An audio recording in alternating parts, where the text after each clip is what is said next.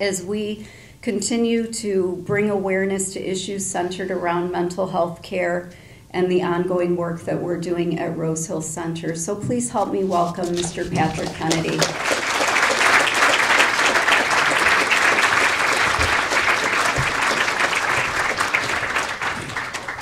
Thank you very much, Rochelle, and congratulations to you in marking this historic moment of 30 years. I want to thank everyone who's the staff at Rose Hill for making it the special place that it is. Eileen, thank you so much for taking me around, showing me the incredible work that all of you do there and how you develop relationships with the people that you care for, that you love, and that you treat as people, not as diagnoses. And that's the really special thing that I noticed about Rose Hill, is how people are part of a community. And really in mental health and addiction, we thrive on community. If you don't have community, you really are isolated and alienated. And that's true just generally. We all need community. We all need our fellows, but even more so for people who are struggling with a mental illness or addiction. And so congratulations to all of you. Thank you to the board and everyone who works to make this such a success. It really isn't the case where we should be having to provide support for an organization that should be able to survive on doing the good work that it's doing in the course of delivering the services that it's delivering. In other words, we have traditionally in this country been treating these illnesses so differently than other illnesses that it requires us to do bake sales to pay for the kind of care that if it were some other physical illness, we would have an insurance system ready to write the checks to reimburse for the treatment of other illnesses, which is not the case here for mental illness and addiction. But you got me tonight as your special guest by default. And by default, I mean I never intended to be the champion for mental health. That was not what I intended to do when I got involved in politics. And it was, in fact, the furthest thing from what I wanted to do. The last thing I wanted to do is tell anybody that I cared about mental health, because then I worried that they might think I had a mental illness too. And so I remember I was in my second term as a state representative in Rhode Island, which I know Rosemary was a proud daughter of Italian heritage. And in Rhode Island, we have the most Italian-American community in all of the 50 states in the United States. And I represented the most Italian neighborhood in the most Italian-American state in the country. And so I woke up one morning and my chief of staff called me. I was in my second term as a state legislator, and he said, "Patrick, you're not going to like this." And I said, "What?" He said, "You're on the cover of the National Enquirer." And I knew that could not be a good thing. So it was Patrick Kennedy, drug addict, and a picture of me that wasn't too flattering. And the story was the guy that I was in drug treatment with at 17 talked about being in drug rehab with me, and there was a picture of him saying, "Patrick Kennedy's roommate at rehab tells all." So, of course, I thought my political career was over before it even got started, because I thought to myself, how is my neighborhood, which is very socially conservative, going to respond to the fact that their new state representative was a drug addict? I said, I'm over. So, of course, I went over to my neighbor's house, the guy that had gotten me elected. His name was Frank DiPaolo. And Frank DiPaolo, I was running when I first ran against an Irishman named Skeffington. and all the polling had me split the Irish vote, but I had to win the Italian vote. So I made Frank DiPaolo my treasurer because by law, his name had to go on all of my literature, which meant everybody who put a pamphlet or put a sign up saw that right under Patrick Kennedy's name was Frank DiPaolo, treasurer, which basically was not a subtle reminder that, I had the support of the Italian-American community. So, of course, I went over to Frank's house first because I thought, now, I just let this guy down. He put all his faith in me. He took me door to door in the neighborhood. He'd go to someone's house and he'd say, Betty, this is my boy, Patrick. And he would say, Betty, I've got 2 girls and I got 2 boys. And Patrick here, he's like my 3rd son. That's how I got introduced around the neighborhood. So you can imagine, with all that he put on the line for me, I felt terrible because I was letting Frank down. Now, I was no longer his golden child. I was a drug addict. So I go to Frank's house, and he's literally in his kitchen, I can't make this up, stirring his pasta fagioli. And I said, sorry, Frank, I just feel so terrible, because I knew he had seen the National Enquirer, and he wouldn't look around at me, which I said, oh my God, now I'm really in trouble. And then he muttered something. That rat bastard. And I didn't know what he was talking about because I grew up in McLean, Virginia. We don't know what rats are, other than they scurry around at night. But in Rhode Island, which was ran, the whole Northeast mafia was controlled out of Rhode Island. They knew who rats were. Rats were not the little creatures, the rodents in the middle of it. They were people who did what my roommate had done to me. And I'll never forget the next line. He said, Buddy, because he used to call me Buddy. He goes, Buddy, you want me to do something about this? And of course, at that moment, I knew I was already a drug addict. The last thing I needed to be was an accomplice to severe bodily injury, because Frank felt so hurt that this guy would hurt me. And of course, instead of losing the next election, I won the next election overwhelmingly,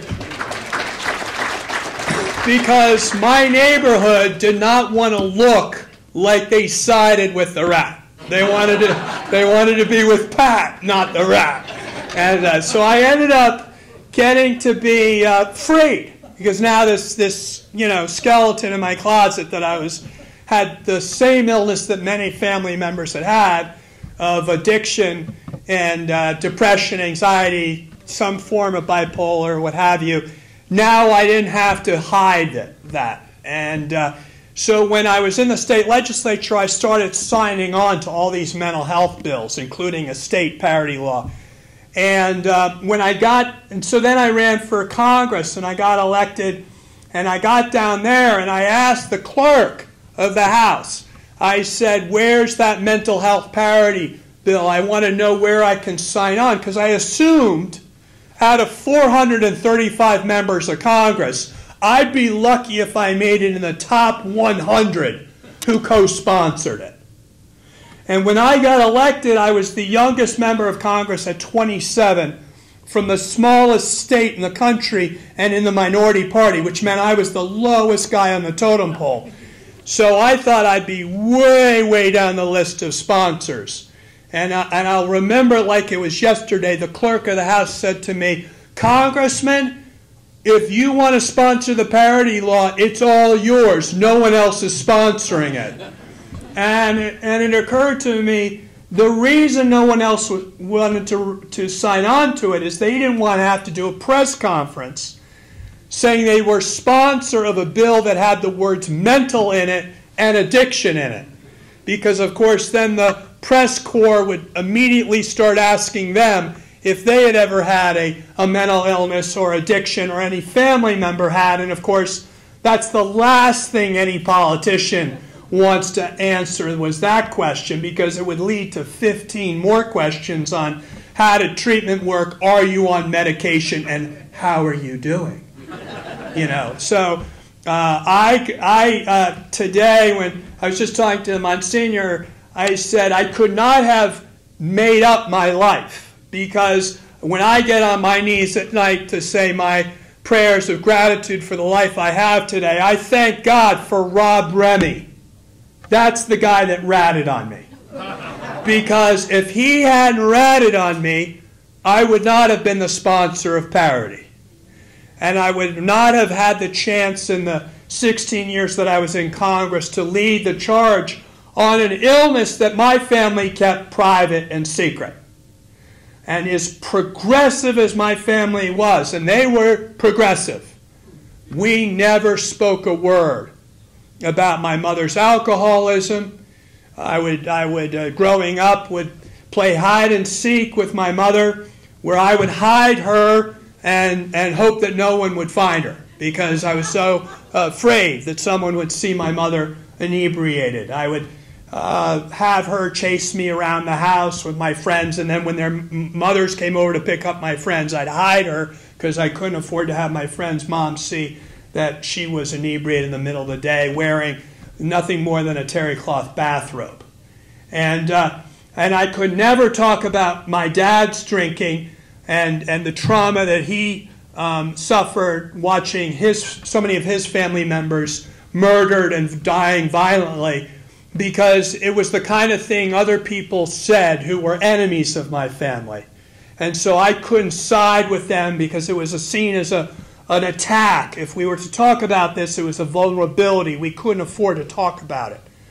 And so you can imagine when I decided to write a book about my own struggles, and I was worried about telling about the fact that my mother had suffered from alcoholism, my father as well, and I was terrified about this.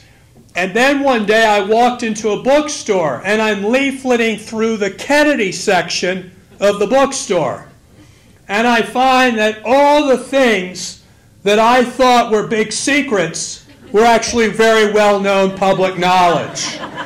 And that I was the last one to know that everyone else knew that these were not secrets. But that's how I treated it in I wouldn't even tell my psychiatrist, because I was worried that, that he might rat on me. That's how stressful the whole idea of keeping secrets were. So, part of our taking all of this on is to being able to talk about it, not be fearful of it, not to feel ashamed of it. And so really the parity law, as Rochelle said, is the law that is the equivalent of our medical civil rights bill. So it basically says you cannot treat the illnesses of the brain any differently than you treat illnesses of any other part of the body. Not a really radical idea, is that? It's an organ of the brain. You treat the heart, you treat the lungs, you treat all. But with the brain, you have a lifetime cap, which you'll blow out, which I blew out at about 19, my lifetime cap. You have co-pays and deductibles that dwarf what you would pay for diabetes and cardiovascular disease or cancer. You're lucky if you even get to pay a premium if you're offered the health insurance. And, of course, as we all know, even if you've changed, which what we did with the law, and made equal the deductible, the premium, the copay, you were still subject to more onerous medical management practices, which means even when, and I'm looking forward to helping Rose Hill get that licensure so that it can get reimbursed as any other medical provider is reimbursed. The fact that it isn't today is a scandal. But as you know, once that happens, then you've got the problem of getting reimbursed properly. And then not having people come in to Rose Hill and then being thrown out after 5 days, which is what happens. So the parity law says that you treat these illnesses the same at primary, secondary, and tertiary levels like you would any other set of illnesses. And it's a great frame because, people honestly still don't like people with mental illness and addiction. It's just, these are terrifying illnesses. They steal one's personality. They steal who they are. So they're much more than medical illnesses. They're the deepest personal illnesses because they take that family member away from you and from the family. It's very terrifying. And so people want to block it out. But if you frame it simply as an issue of discrimination, which is what it is, when you treat these illnesses different from other physical illnesses, it's hard for anyone, even the most hard-hearted of people, to say that it's right to treat people differently, just because their illness is an illness of the brain. So we have, in the years that I have left Congress, we passed the bill in 2008. And by the way, Paul Wellstone was the sponsor on the Senate side, and tragedy of Paul Wellstone is he died in a plane crash. My father was chairman of the committee that Paul Wellstone was sitting on, that the bill was, whose jurisdiction the bill was in. And so it came to my father to be the sponsor of the bill because he was chairman of the committee. And his version of the bill only covered biologically based disorders. And the bill that Jim Ramstad, my Republican co-sponsor, and I sponsored covered the whole DSM. And back then, it was a big enough deal just to include schizophrenia. And people were like, Pete Domenici was like, hey, we got a chance to get one bite at the apple, let's take it. And of course, Jim Ramstad and I were saying, well, don't leave us alcoholics and addicts out. There's a lot of us out there who need treatment too. And they're like, no, I'll never forget Pete Domenici said, you'll poison this bill. That was the politics. People were finally ready to cover schizophrenia, but don't add those addicts. They'll kill the bill. Because no senator wanted to vote for a bill that included addiction. That's how it was felt. And I dare say today it's still a case where various illnesses have various levels of stigma related to them. But so what ended up happening is we passed the House bill, which covered everything, including everything my family suffered from: alcoholism, trauma, anxiety, addiction, and so forth. And we passed this, the Senate passed their bill. Now we had to figure out which bill we were going to ultimately pass. So I had to negotiate with my father on whether his bill was going to pass and become law or whether my bill was going to pass. And I can tell you it was the only time in my life I actually had a conversation with my father to talk about the issue of mental illness. And I was like, Dad, listen, our bill covers everything that we have. So you got to go with our bill because, come on. And it was really at the very end of his life. He had just been diagnosed with a glioblastoma, and he only had a short time to live. And I asked him, is there any way you can make sure that the House bill prevails? And he said, well, call Chris. And Chris was Chris Dodd, his best friend in the Senate. And Chris was on his Committee of Health. But what I didn't realize was Chris was also chairman of the Banking Committee. And that wasn't a big deal to me, except he said to me, let me see how I can pass this bill. It was in the fall of 2008. And then all of a sudden, some of you may remember the banking crisis in 2008. The stock market plummeted. And all of a sudden, Chris Dodd was the most powerful member of Congress because he was chairing the committee that oversaw our country trying to get itself back on an economic track. So he called me and he said, Patrick, I've got a way of passing your parity bill. And I said, how's that, Chris? He said, I'm going to write the whole Economic Stabilization Act, which gives Jamie Dimon and all his bankers $800 billion of taxpayer funds after they squandered every bit of the money to begin with to try to save our country from a further banking collapse and a Great Depression. And so I'm going to write the whole $700 to $800 billion into, what did you say the bill number was? 1428? Yes, I said, that's it, 1428. Okay, we'll write it in. So he wrote the whole, that was the only way we could get parity passed, is that it became the way for us to pass the Economic Stabilization Act. So when George Bush signed our bill, he didn't even know the underlying bill was a bill to treat mental illness and addiction.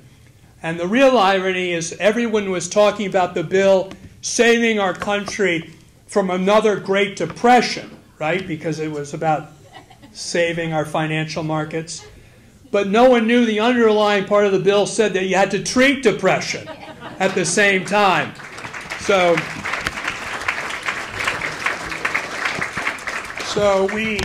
we were fortunate in 2010 to get, thank God we passed the parity bill when we did, because when we passed the ACA, in the ACA there are mandates, and amongst the mandates is a mental health and addiction mandate. That would not have happened. Believe me, at the end of the day, you may remember, we were barely able to pass the Affordable Care Act, barely. And so mental health never would have survived the bargaining table. It would have been dropped.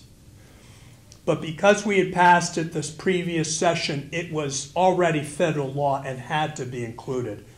And thanks to your Senator Debbie Stabenow, she got it in the essential health benefits. And today, it's not nearly enforced. But it is the law of the land. And as advocates, one of the things I'm working on trying to do is build advocacy so that we can enforce that law and put more of a stick to these insurance companies to hold them accountable. Now, they don't care less about civil or monetary penalties because they're making so much money, especially after COVID. Their profits are the highest they've ever been. And I'm dismayed to see Michigan Blue Cross Blue Shield hasn't donated a nickel to Rose Hill. And I have said to Mary Jo and to Rochelle that I'm going to do whatever I can to put pressure on them and Trinity to cough up some money for Rose Hill, because they should be giving money to this cause. And so what we think is possible is that, you know, everyone can say that cancel culture is bad and how woke we all are, we've gone too far and all the rest. But I will tell you, this is our moment to finally get these Gen X and Gen Zs who really care about this stuff to send the message to their C-suites. And I have suggested that if some of these insurers do not get with the program, they're going to have a tough time keeping and retaining the best employees in this country, because they're not going to be able to have a health plan to cover those employees and their children. And we all know the pandemic of mental health and addiction issues facing our children. I've got 5 children. One of them's 14, and thank God I'm a mental health advocate, because I've got on speed dial the best mental health clinicians in the country, which is coming in handy right now with my 14-year-old, who I can now guarantee good coverage for and treatment for, because I know where to get her the help. But I can tell you, most other families have no way of navigating how they're going to address those kids' problems. And I can tell you, to be a child today, growing up today, with all of the challenges they're facing, none the least of which is recent COVID, but they're growing up with this technology which has taken them hostage and taken those kids' brains prisoner of those technology companies, because those technology companies have deliberately designed the social media and those games and everything else to trigger the dopamine response in the brain and thereby hook our kids before their brains are fully developed to be hardwired for addiction. Hardwired for addiction. And we should not be surprised that if they get addicted to that, it's like kindling. My dad used to love in the wintertime, and you guys love your winters out here in Michigan, right? He said, Patrick, go get some more kindling. Get some more kindling, because we got to get that fire going. Well, you know what lights the fire of addiction in this country is that kindling. And that's what this technology has been on our kids' brains. And then we got the isolation. And then, of course, we're going to commercialize marijuana. That ought to be really a smart thing to do in the midst of a time when our kids are suffering from extreme anxiety and depression, because those kids are going to want something that'll make them feel better. And now they don't have to necessarily raid their parents' liquor cabinet anymore. They can go down to Starbucks and get the pot shops and get the gummy bears and get the elixirs. I don't even know what elixir is, except it's got THC. And I drank Fanta Grape A, but I could drink Fanta Grape A today with THC loaded in it. So I used to love my Grey Goose and my Red Bull and a couple of Oxys, and then I got my going. You know, I was really in the now. If I were still active in addiction, I'd add my Fanta Grape A and my THC edible. You know what the edible is? It's the brownie loaded, or chocolate bar, or any of those edibles with THC. It's as if our country went to sleep after the Purdue Pharma scandal, where Purdue Pharma was making so much money they couldn't stop to think about the public health impact. And we're all today going, oh my God, how did we ever let Purdue Pharma exploit everyone so bad? Because they had so much money to throw around. If you don't think that's going to happen with the big corporate marijuana folks. And as far as social justice, which they totally, used to sell their product on the back of the very legitimate cause of us over-incarcerating too many members of the minority community in this country. There are more people who are arrested today who are minorities in Colorado than previously to legalization. So this is a whole, BS notion that this is going to somehow address the racial disparities in our criminal justice. If you want to address that up front. Address implicit bias in our criminal justice system. Address decriminalization. But what commercialization is it's saying make money off of targeting the most vulnerable people in our society. And that's why there's 13 times more liquor stores in black neighborhoods than there are in white neighborhoods. And it's going to be the same with the corporate marijuana folks taking aim at minority communities in this country who are already suffering tragically from the scourge of unaddressed racism that continues to unfortunately exist in our society endemically. So what I'm saying is, and then you've got the fentanyl. Now you got the marijuana. Now you got the fentanyl right there on the other side, and the methamphetamine. So you'd think we can't even have enough practitioners to deal with people who've just had a psychotic break in this country. We don't have enough psychiatric beds. We don't have enough hospitals. We have not enough Rose Hills. We have not enough psychiatrists or psychologists or anything. And what are we going to do? Just when we have the huge, huge challenges, we're going to add more challenges to it, even greater demand in the way that we're going down this road.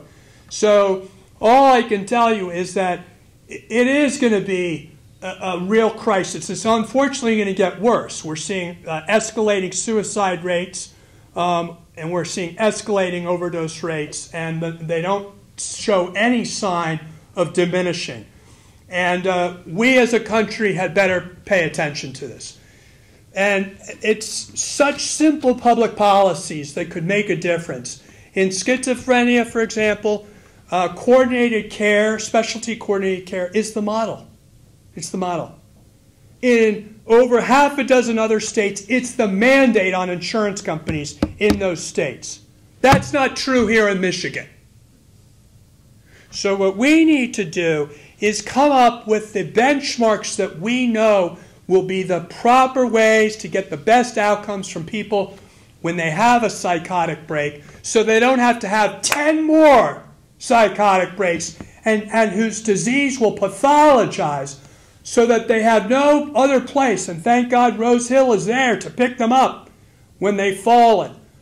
But we should not be getting to a place where people's illnesses have been allowed to pathologize so greatly because of our inattention to when they first have their first break. If this were cancer, we'd screen for stage 1. But because it's mental illness, we wait for these illnesses to become stage 4 illnesses before we even reach out and try to help these people. And that has to change. And that's also part of how we treat these illnesses like we would any other set of illnesses. So I'm here to tell you there's lots of bad news, as I clearly outlined for you. But the good news is people, because of COVID, now can no longer say, oh, it's those people. Right? Because COVID woke everyone up to the fact these illnesses affect every single family in America. Whatever their political affiliation, whatever their demographic group, no one gets a pass from these illnesses. And when you have the right set of circumstances like a pandemic where people have to stay isolated, boy, that really starts to bring home the fact that isolation is the worst thing you can do to any human being, but particularly someone who has a mental illness. It's the absolute worst thing you can do because that illness pathologizes, that disconnectedness takes hold, and you're not able to really help people when really what they need the most is the community. And their symptoms say stay away. But thank God there are people like all of those who treat those at Rose Hill know that they run towards the set of challenges, not away from them. And so I want to say I had a chance to talk to Dan before the dinner, and I look forward to seeing him in person on another occasion. I said to him he has to come down to the Cape. I saw Therese, and I know Pat's over in Ireland, and obviously Mary Jo, that when I think of what the Kellys have done, I think about how my grandmother Rose, who is the matriarch of my family, was the one who said Rosemary, who was the person in my family who was ostracized because of her intellectual disability. And by the way, co-occurring psychiatric disorder. That terrible tragedy of her life became a blessing for millions and millions of families all around the world today who, thanks to my Aunt Rosemary, have something called the Special Olympics, which was started by my grandmother Rose and my Aunt Eunice Kennedy Shriver because she didn't like the way her sister Rosemary was treated. And the answer for her was socialization. It was sports. It was community. It was bringing other family members who had children just like Rosemary over to my Aunt Eunice's house and having them all have sporting events together, which ultimately became Special Olympics as we know it today, which is in over 190 countries around the world. And when I think about what a difference it has meant that John's life, affected your parents and in the way that his example moved them into a new understanding of all of this. And instead of running away from it, which frankly you couldn't have blamed anyone for not doing, your parents and your family ran towards John and ran towards the challenge. And it's a beautiful thing because not many people, especially back at that time, 30 years ago, had the wherewithal to think, instead of hiding this person, how am I going to make sure this person lives the most optimal life that they can have to the fullest extent of their abilities, with the fullest amount of independence and support and love and affection and respect that any other family member could be given. That's a beautiful thing, Monsignor. That's the essence of our Catholic faith, embodied in Matthew 25. Because there, but for the grace of God, each of us goes. And those that are least one of these, my brothers and sisters, there goes me. So Rosemary has got a special place in heaven because it's the only place in the Bible that talks about salvation, is the place where it talks about being with the people that are most marginalized in the world. That's where Jesus said, you want to find me, find the most marginalized people. And that's people with these illnesses. They're incarcerated in our jails. They're living on our city streets, and we walk past them every day and we don't want to look at them. And we read the headlines, but our budgets are anemic. We spend trillions of dollars on cancer, but we cannot afford to spend anything close to that on tackling this public health challenge that all of us are tied into. So I can't wait, because of this great opportunity to know you guys, to work with all of you in the future, because this is the beginning of a movement. And I don't know, Rochelle, what you've got for the next 30 years, but I want to be part of it. And I thank all of you for staying with them. And now even the best is yet to come, because the opportunity to change lives, where we can use Rose Hill as an example of how others should be treated in other parts of the country, that's a beautiful thing. Your gift tonight to help Rose Hill here in your backyard is going to be a model that we could very well use to help others in other parts of this country gain the kind of benefits that you have given to those that are treated and cared for and loved at Rose Hill, because our system desperately needs solutions. And they're not all going to be clinical. They're going to require people like Eileen to love on these folks, to teach them how to be part of a community and how to feel a sense of self-worth again. And that's what you guys give. It's a beautiful, beautiful thing. And I'm honored to be with you tonight. And I will say a prayer for John and Rosemary, that I didn't get to meet them, but their legacy is certainly alive and well. Thank you very much.